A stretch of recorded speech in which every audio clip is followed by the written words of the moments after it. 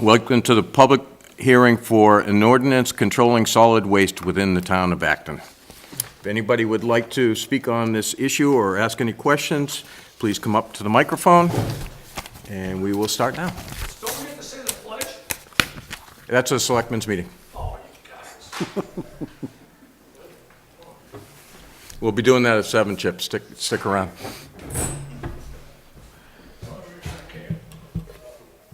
Okay, I hope you take these comments and as my effort to turn around and do something positive and do good. After a more careful review of the ordinance, I've turned around and I've got quite a lot more than I expected. When I first looked at it, I thought it was just, just changing the name, so I didn't pay any attention that first couple of days.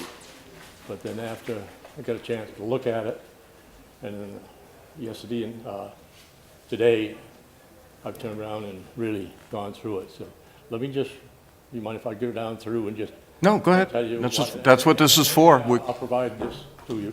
Okay. So in case we lose what I'm saying. Okay, first of all, in the section 1 under purpose, you have to look at the background of this thing. That in 1992, it was written around that our trash was going to MERC, which was an energy recovery facility. Now, with the new contract with Casella and Pine Tree State, instead of being an energy recovery facility, they're just a waste disposal facility, a transfer station in essence. So my recommendation would be to just delete the last part of the paragraph on purpose, because it had nothing to do with energy recovery facility.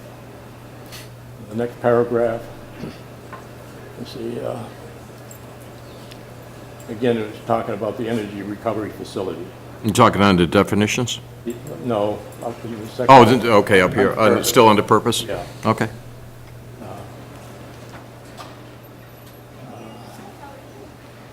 Under definitions,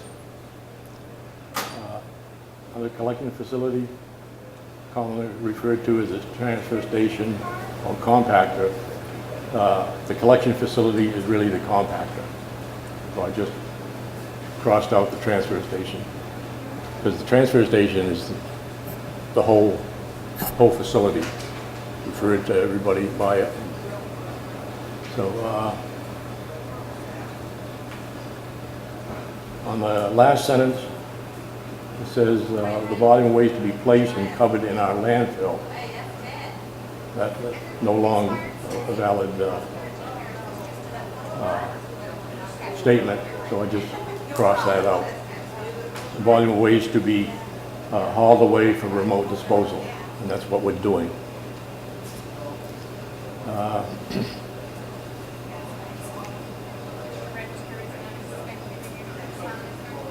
Under C, definitions, instead of energy recovery facility,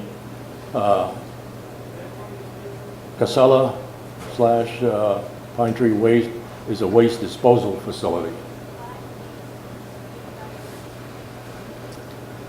Under commercial hauler,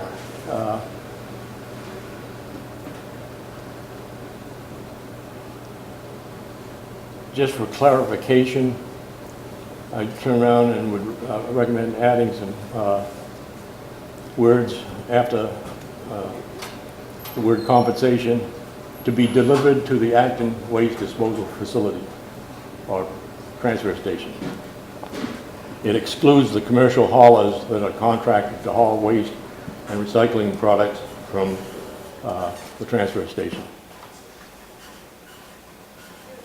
Am I right? We have commercial haulers that are hauling all our stuff away, and then all of a sudden, the objective here is to try to get control of our in-town commercial haulers. Okay, on page 2.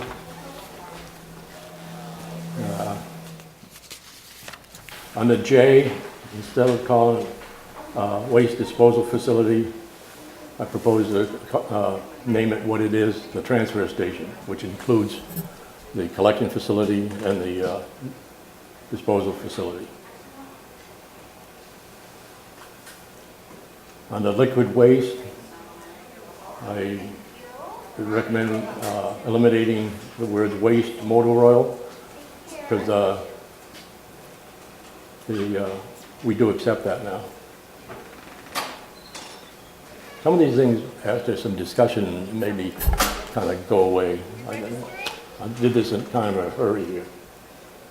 So under L, for unacceptable waste, again, under liquid waste, it says except for used motor oil.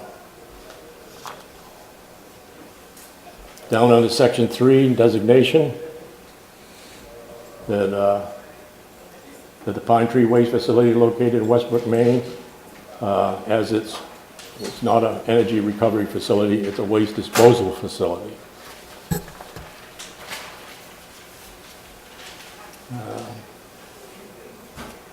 On the next page, under A,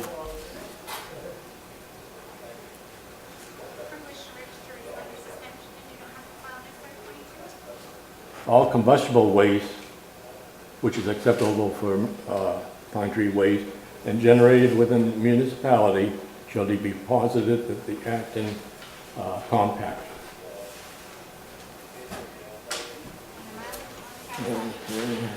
Down under section 5, recycling program, the last sentence says a recycling committee has been established under the direction of the Board of Selectmen to oversee and implement a recycling program for the town of Acton. I don't believe we've had a recycling committee for 20 years. But we did have one when we first started up the transfer station.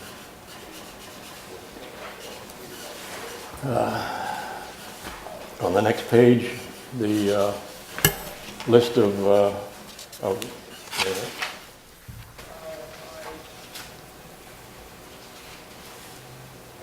at the collection facility, it says the following wastes are unacceptable for Pine Tree waste.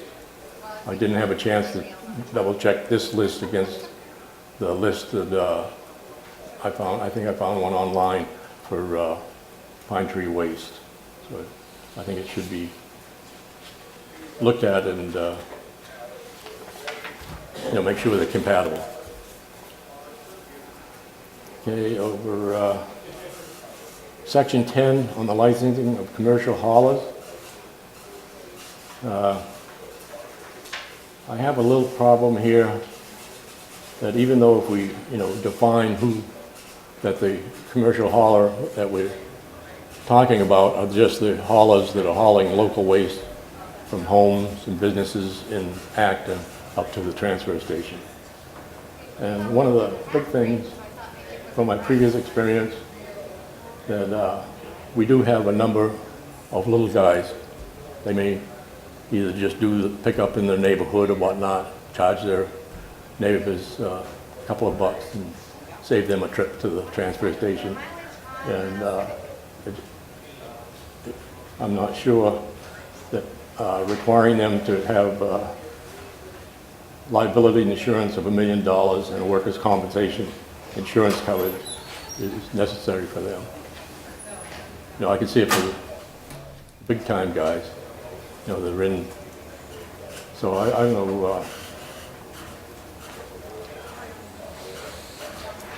I just offer that as a comment. The next one goes over to page 7. And under section 13, instead of the caretakers, I think everybody that I know of has been referring these up there as the transfer station attendants. And either working in the recycling or with the compactor or outside. So I recommended changing the word caretaker to attendants. And then at the bottom of that paragraph, I added just above where the dotted list is, that attendants shall be responsible for these things here.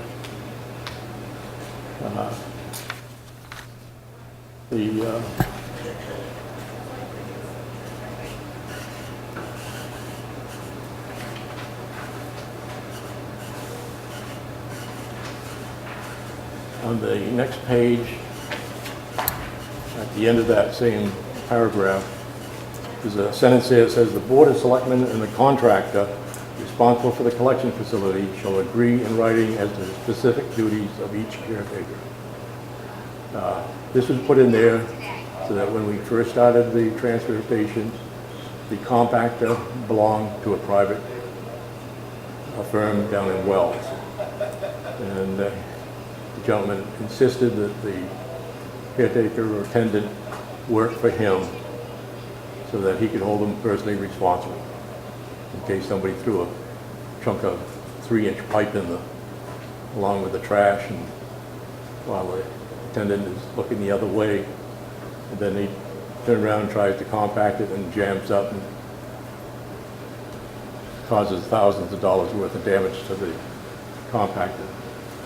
But, you know, I don't know, not too many years ago, when it changed contracts, I think you must have been here, Ted, they changed all that and turned around, and when the new contract made the request that you'd like to turn around and have this, oh, you bought the compactor and wanted the attendant to be a town employee, and the contractor agreed an hour.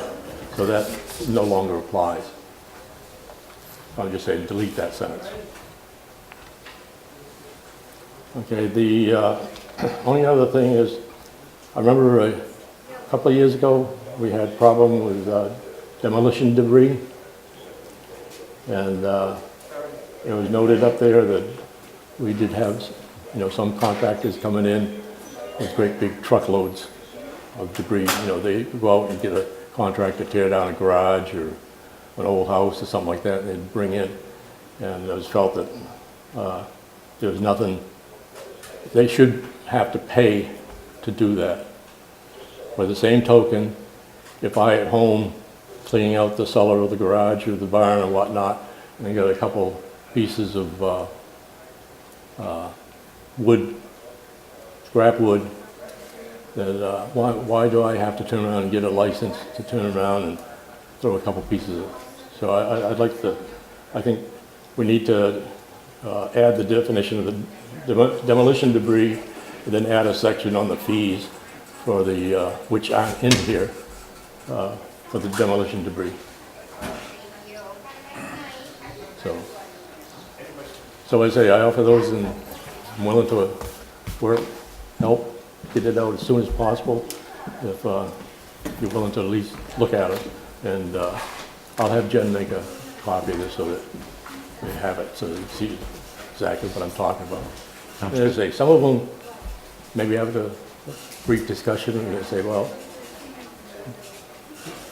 throw that one out. But I think there's a number of them there that warrants another look at it. And that's all I'm asking you to do. Okay. Thank you for your time. Thank you. Thank you. Anybody else?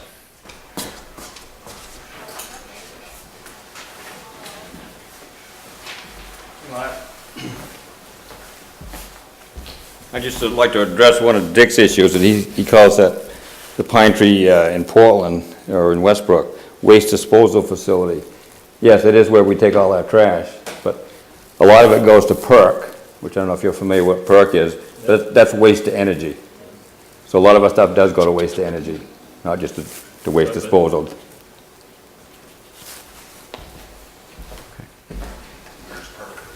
Anybody else?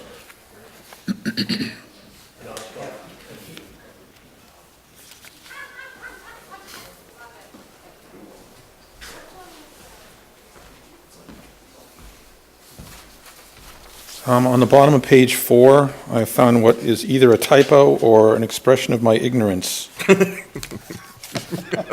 That's not going to happen, Paul. Well, it might. I make it a point to be wrong at least once a week.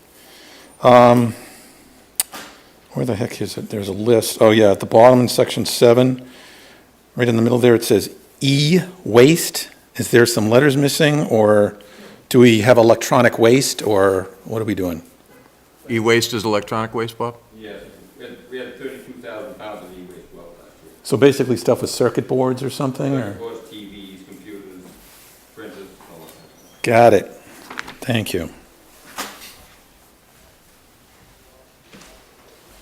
Anybody else? No? A motion? Move we adjourn. Seconded. All in favor? Thank you, folks.